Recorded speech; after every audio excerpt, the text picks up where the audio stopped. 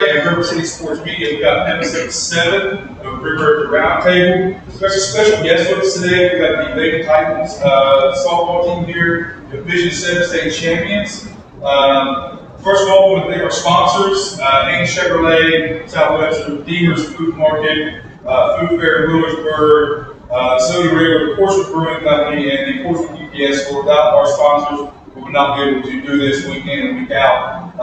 Cover our area, high school teams and athletes in this area, and give them the shine that they deserve. So we got the Lady Titans here today, finishing the record of 28-3. JC, what do you think about the season they had before we introduce the girls and the coaching staff? Record-breaking. Historical? Yeah, historical.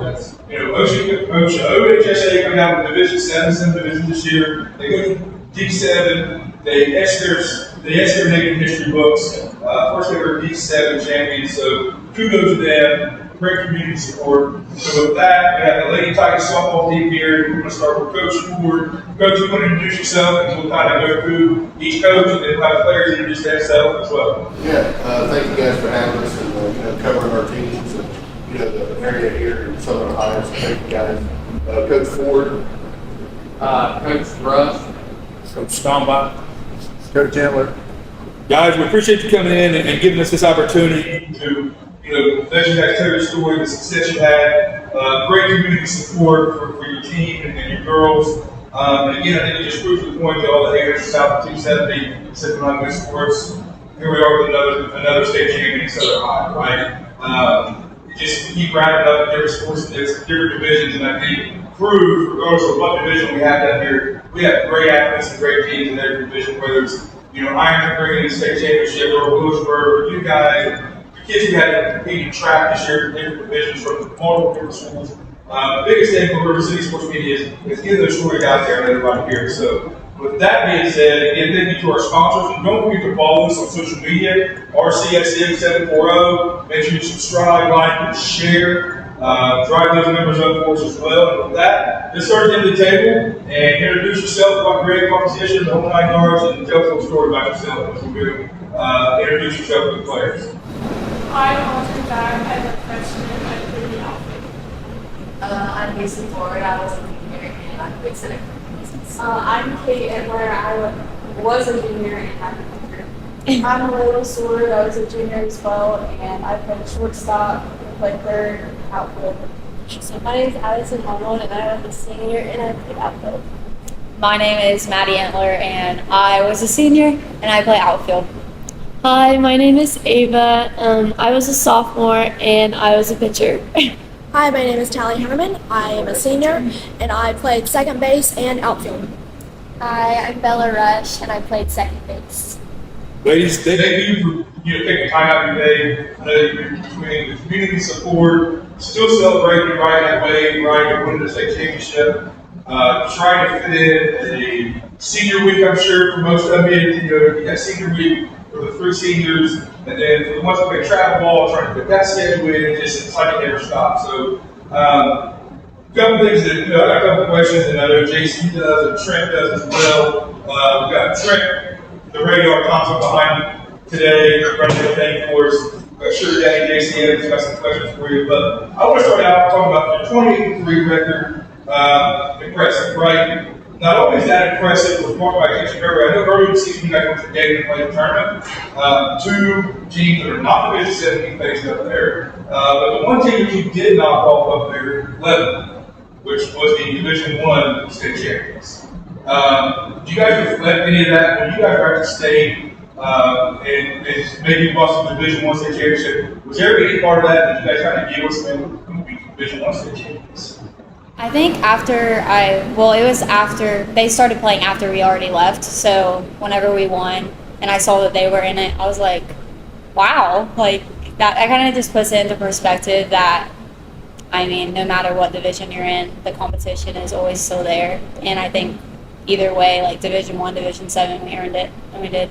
Absolutely. Yeah. Absolutely. And I also think it really proved that we can compete. So that was huge. Yeah. Yeah, I mean, again, I think you guys hit the nail on the head. It doesn't matter Division 1, Division 7.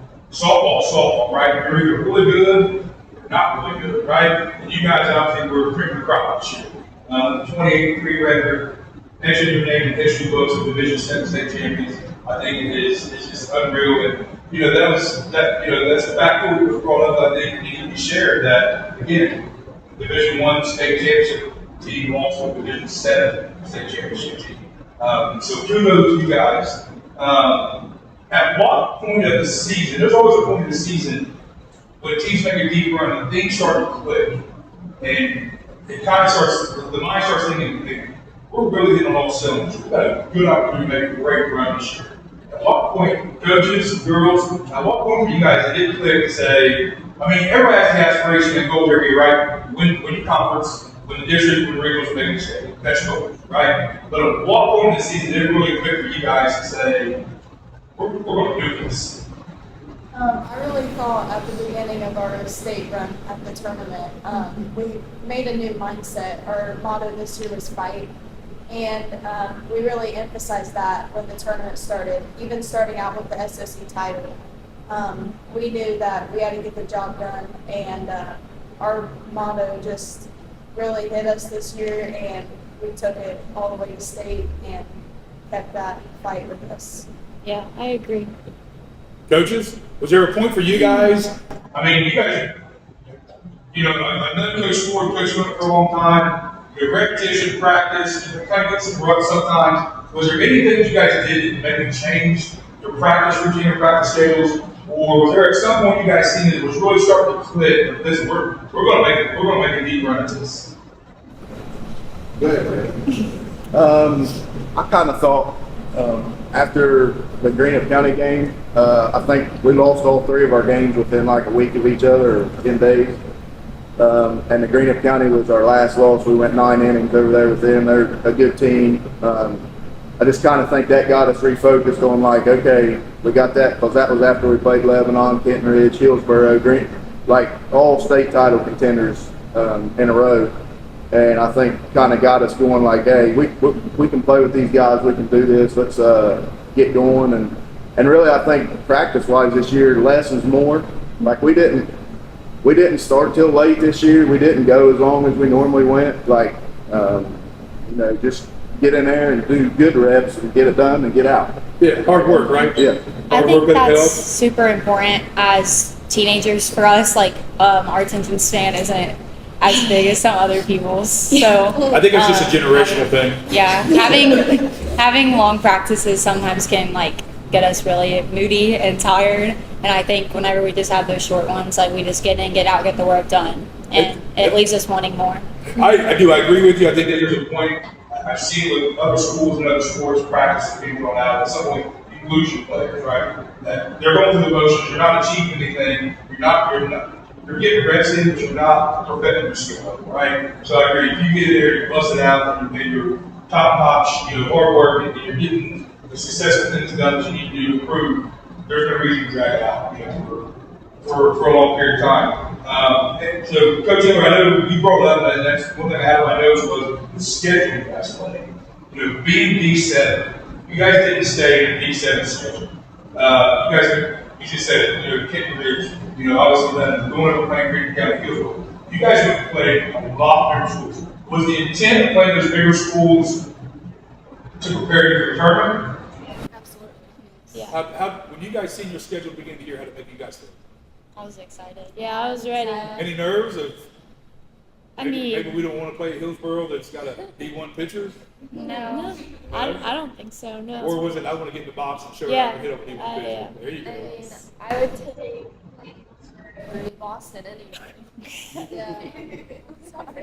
Hey, it is what it is, right? That's the thing though. I bet it's easier to play in these Final Four than a state championship. Oh, yeah. Almost elite. This ain't even Yeah. Yeah. Yeah, I think so. Yeah. I think we did compare them after, right? And just, we are working on next year's schedule right now, so if anybody out there wants a shot at the champs, just give us an email. There you go. Yeah. Right? Continue to improve that skill. I think there's more we want to see. It was a dream match. It was. Like I said, about 3 businesses to reach out. I said, after we voted one, you guys in Williamsburg had 3 different businesses to reach out to. Is there any way you do we do a slow pitch start? I that's what happened was travel ball and everything else. They were screaming this like, why did this happen? And I was like, I said, we wanted to see it just as much as anybody else. We was live streaming and everything. Yes, it was. But I'll say it is impressive to have 2 softball state championships within 12 miles. So that tells you that it's not a Yeah, that's for sure. Trent, you got some questions for girls?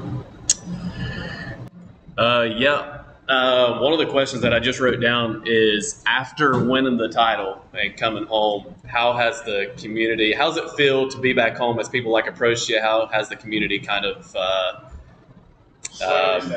yeah. I was at work yesterday, and this little girl ran up and hugged me, and she was like, I watched your game, I want to be just like you, and I was like, oh, yeah. That's what's bad. Yeah, I'm going to look it up for sure. We're at the pickleball courts yesterday, and we were playing pickleball, and we walk in and we start playing, and we hear this roar, and this guy, he was like, the state champs are here, they're at the pickleball courts, and we were looking around and we're like, oh wait, that's us, we won.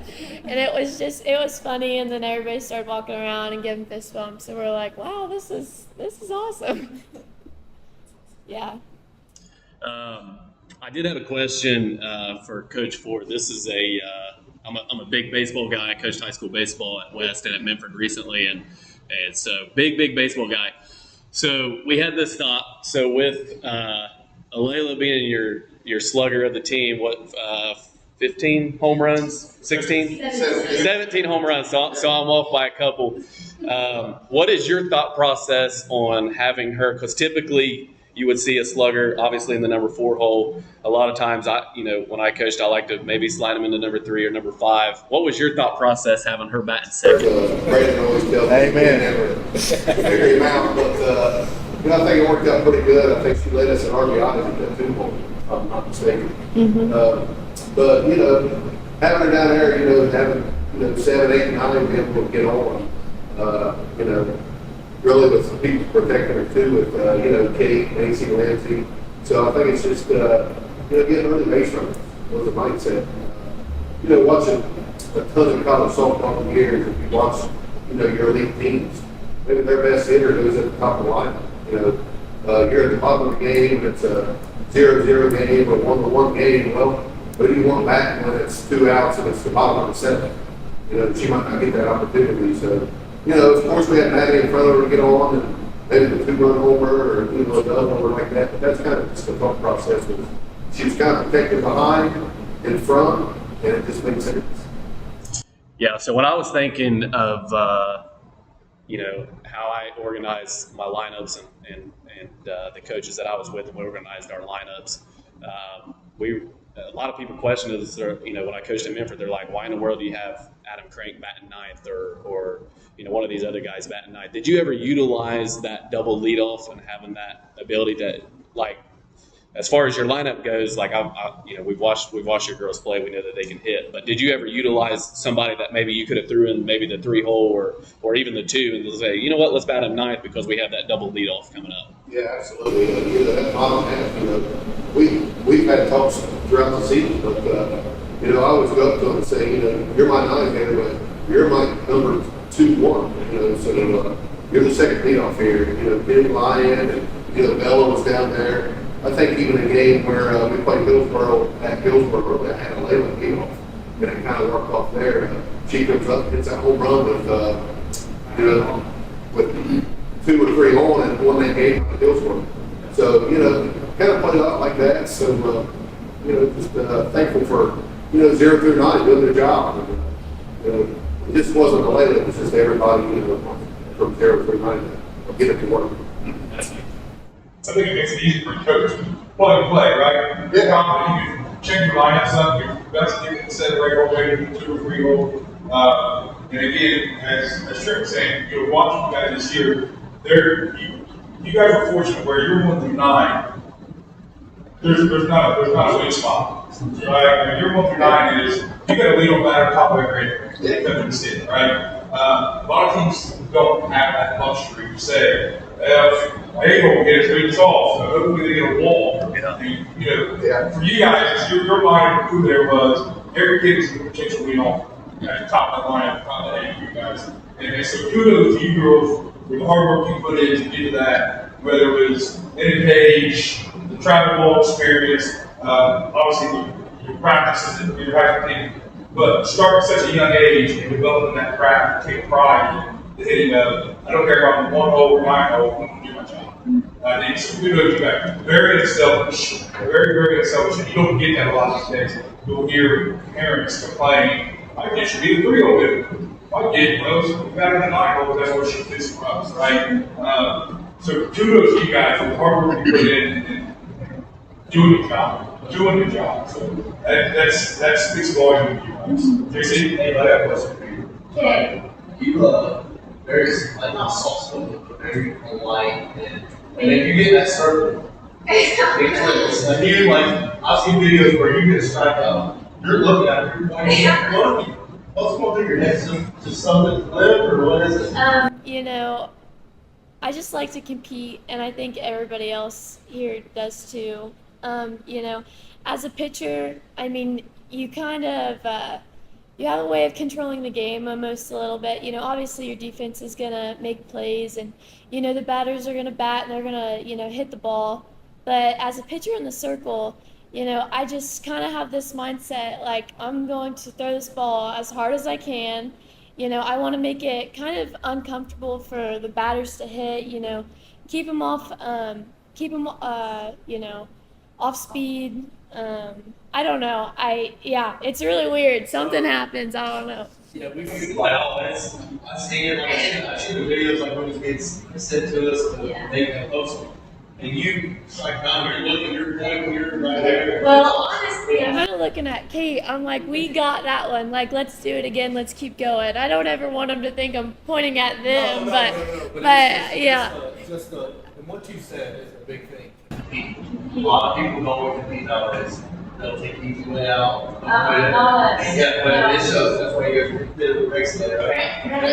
That's a big difference. I want to build upon that. What was your thought process the first time you stepped into the circle at the state championship?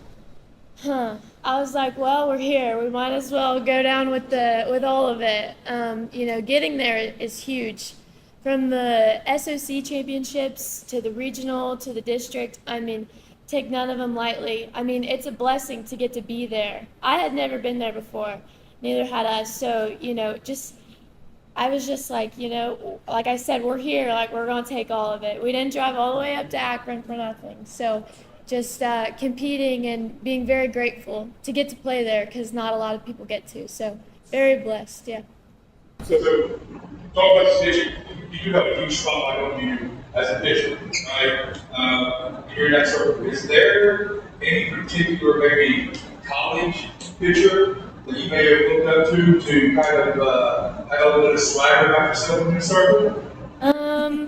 Because if you watch college softball now, every pitcher has swag, right? They're fired up. I think for your defense, when your pitcher has confidence, it feeds to your defense having confidence for those players behind them. So is there anybody kind of looked up to maybe steal some of their swagger to use? Gosh, I don't really know. I've always been a Montana Fouts fan. She's honestly, like you said, she can go out there and compete, but I don't know, do Gwen and Kendall count? I think they count. Yeah, I want to be like them still to this day, so I think they count. And the best part of it for your coaches, obviously, is you got 2 more years. Yeah, we're done yet. You got 2 more years to ride this arm out, right? And, so, as Trick was saying to you, that experience you guys walked in, for all of you who did the first time walking in the fire truck, was there that all moment where you guys just, as coaches and players, you guys just took a few minutes to reflect, like, we made it here? Or was it just business from the time you walked in, you didn't care if it's turf, seating for 100 people or seating for 3,000 people? It was a little bit of both. That first day we got up there, we went up there and we had a practice before on the practice field. And then after that, we kind of walked on the game field for a little bit to get the feel of it. Nobody was there. Nobody was there. It was just us practicing. And I think that's whenever it kind of hit me. I was like, we made it. I was like, we're here, we're gonna compete, and we're gonna get this thing, and we did. So that was for me. I don't know about for you guys. Yeah, kind of the same for me. Stepping in on like the turf for the first time, it really just like hit me, and I was like, wow, like we're playing for a state title, like for the first time ever. Yeah. And like something we've worked for, like ever since I stepped up as a freshman. That's been our thing, like state. And yeah, just stepping on that field, I was like, this is the time to get it done. Get it. Coach, a little about you guys. I mean, was there that all moment, like when you guys like we arrived, we're here? Was there some time that you guys looked at reflect of? I mean, nothing changes for you guys as far as your game plan, as far as like just being there and not being satisfied with the day there, obviously taking that next step. Was there just to encompass that the Firestone State the history there, but Babe Ruth played there at early in his career? Yeah, it's definitely, I've never been there. I used to go back, 25 years ago when the West teams went. They played at Ashland. Yep. It was nothing compared to, what you saw and the aura about the stadium with wood decking underneath. And, I guess my thought will always be, we was out there practicing before the game, just when like Kent Ridge was playing and the echoes that go through that wood and it beams out there and you're like, man, we're here. And, so definitely something to, cherish forever. But I can see how, teams can get up there and get lost in it. But once, you get there, you get settled down, and you win a game, it's kind of, to me, game 2 was easier, just being there. You can ask these girls, but, it's just something, you didn't want to get lost in it. And, I thought we did a good thing of, communicating as a team. You get up there early, walking on the field, seeing how it was, and doing things early just to prepare for it. So, yeah, it was a truly amazing experience up there for the whole ball. Yeah, I think when in the state championship game, they had a huge fan base. I mean, they were 40 minutes away. And I just told the girls, I said, they're going to be loud, drown it out, play your game. I said, don't give them anything to cheer about. And I really think it went all the way to the 6th inning until they scored before they even cheered. So, I mean, when you jump on them, keep them down, it's hard for them to get up. I was texting Coach Ford for sure.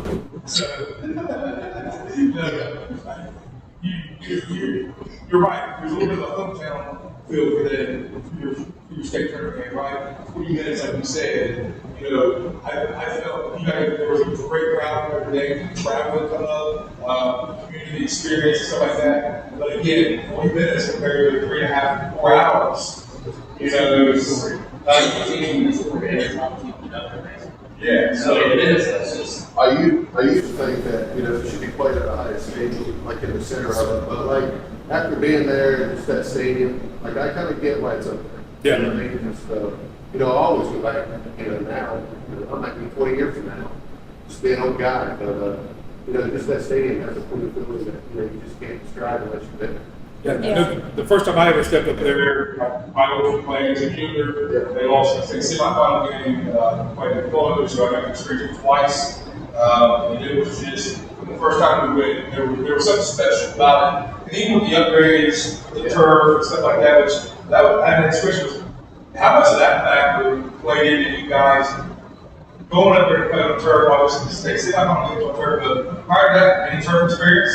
Yeah, we all play, all 8 of our starters besides Audrey plays travel ball, so we play on turf all the time. So I travel a little bit different because you're not all playing together. Right. Well, yeah, but just like do you mean like the way like fielding takes place like that? Yeah, I think I'm used to it personally. So my next question for that, talking about accurate and watching the game also. What was I want to have all you guys answer what everybody did involved in this. What was the coolest venue or you guys played a bunch of different tournaments and stuff like that. What was the coolest venue or tournament you played in this year? So how do you feel about that? like I do it every time someone comes out. I want to know like the coolest big game you guys have played in. You guys played with Bucks. My favorite was the Fire 17. Same. Yeah, me That's too. everybody. Yeah, That's the nicest one. We asked when course books in there for the girls, But they never played in Colorado. So like that was the first girls game for them that we played when I was 11. So that was, but I figured Fire 7 would be. I just wanted to see if there was any other unique ones that you guys might like. Racing. Yeah, Great facilities. they were terrible. Coaches say Fire 7. Yeah, absolutely.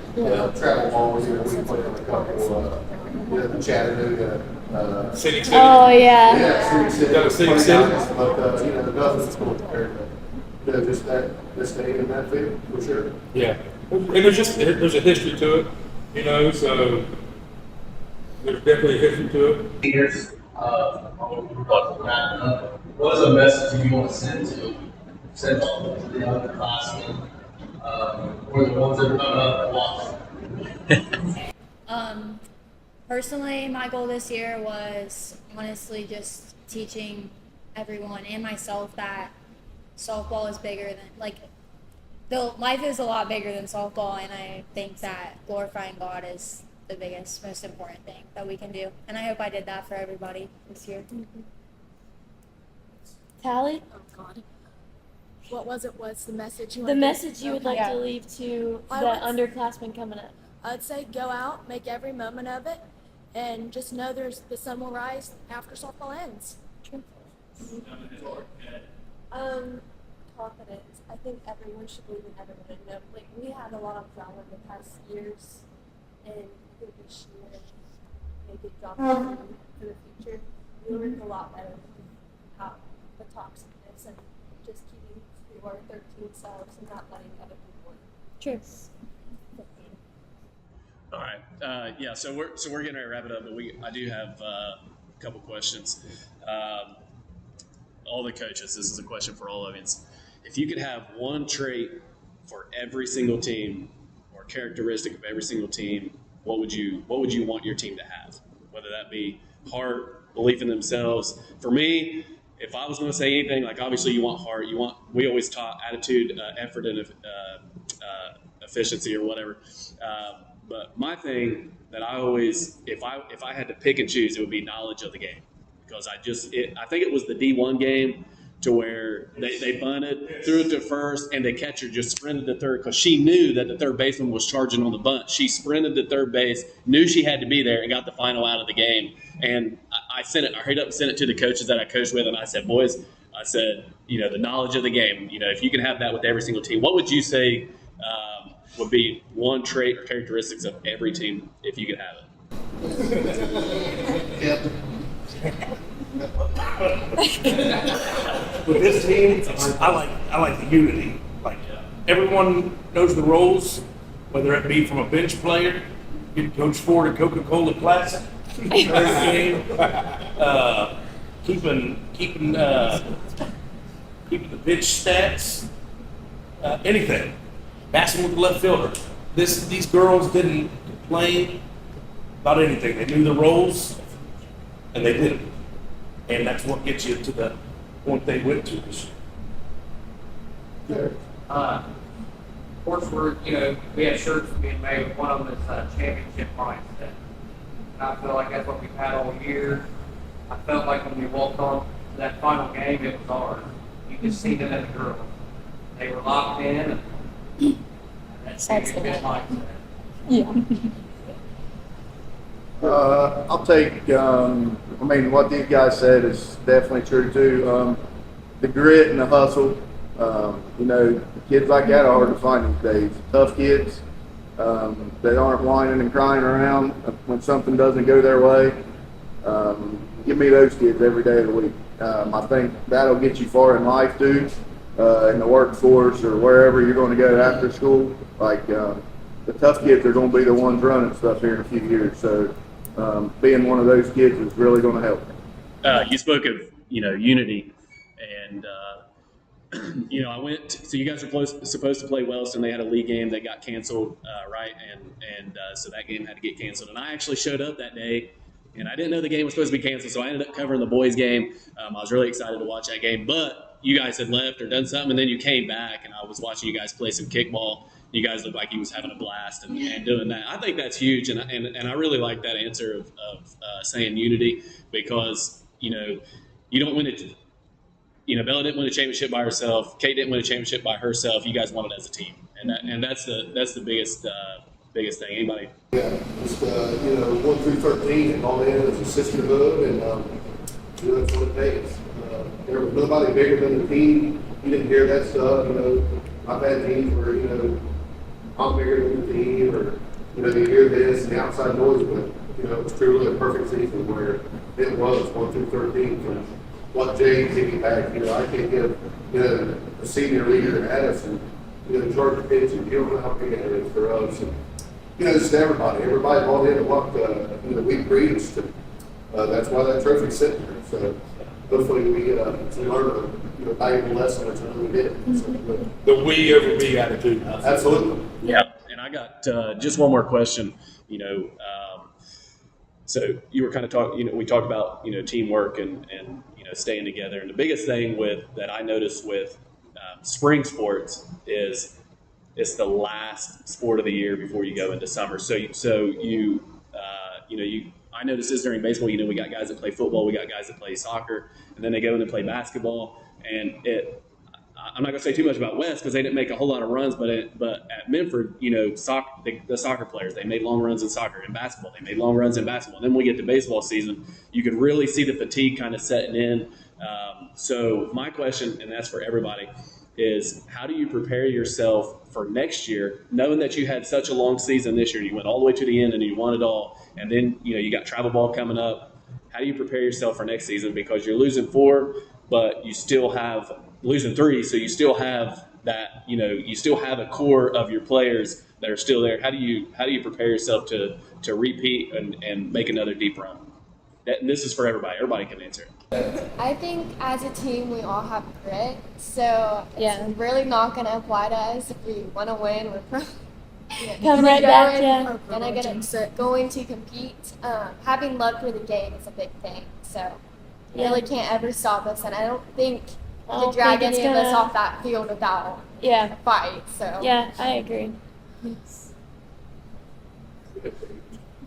Anybody else? Yeah, a lot of them play travel ball, so, I think Maddie's going up here today to play at 5 o'clock. So, of course, we won't have Maddie, but, the other girls, they're going to play, and, they'll take some time to celebrate. But, they had a target on their back. I think the message next year will be, it'll be a bigger target. Once you get to the top, there's people who want you to fail at the top, so it's harder to stay up there. Once you get there, it's way harder to stay at the top. So, there wasn't a lot of, there was, not to be negative, but, I'm sure there was people that did want these girls to win.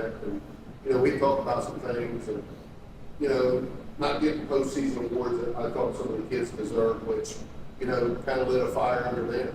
And, as a team, because, it's not about, personal glory, but it is, you're always looking for something to, keep that fire burning.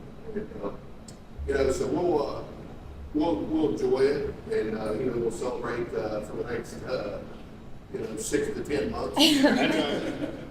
But, football games and basketball games, when they get announced, and when they get the rings, and the banners unveiled, but they'll get back to work, and they'll all be back, I'm sure, and, just gotta stay healthy, and, get back in the mindset when it's needed. Yeah. So, guys, we'll wrap this up. Again, we appreciate you guys coming in and giving us the opportunity. Again, 28-3, edging yourself in Division U, OHSAA, Division 17 champions. Unbelievable job. Seniors, I think, the games that I did see this year and was able to cover and talk with Coach Ford and Coach Taylor, I think seniors, you guys really raised the bar for the younger class to be in leadership, really that hard work, that unity that you guys all talked about, putting the we for me cultures out there for you guys. So for you younger class, I think you couldn't have had any better leadership out of seniors than what you guys got, really. and they set the bar. They get 28 threes impressive. SOC champs, district champs, regional champs, Division 7 state champs, first time in school history as well. Kudos to the coaching staff and you girls. It was a phenomenal season. And yeah, you guys have done a good shoot. I mean, you do. And as Coach Moore said, once you win that first one, there's always especially that many returning starters for next year, there's always that expectation. But also, like he said, Coach said, there's that target that's on the back as well. And without a doubt, I think you young guys with the experience that you've got, you kind of know what the feeling is already, right? You've been there, you want it again, so there's a hunger in that off season to, I want to get back to that. Not just get back to it, I want to win it, right? So I think that's something as the season gets closer, the workout start for you guys, I think that's something to recap as you guys come in is kind of remember what that felt like when you won. That will fuel you. The days you're like, I don't want to get up and go hit today, right? I don't want to do this, right? And to better my skill craft and my craft. Remember what that feeling was when you won, because you don't get it very often. That will fuel you to say, we're going to make another run. We're not done. We're going to keep Notre Dame at the back of some time. That's it. Like, unless you can say something, you go home. Yeah. That's really.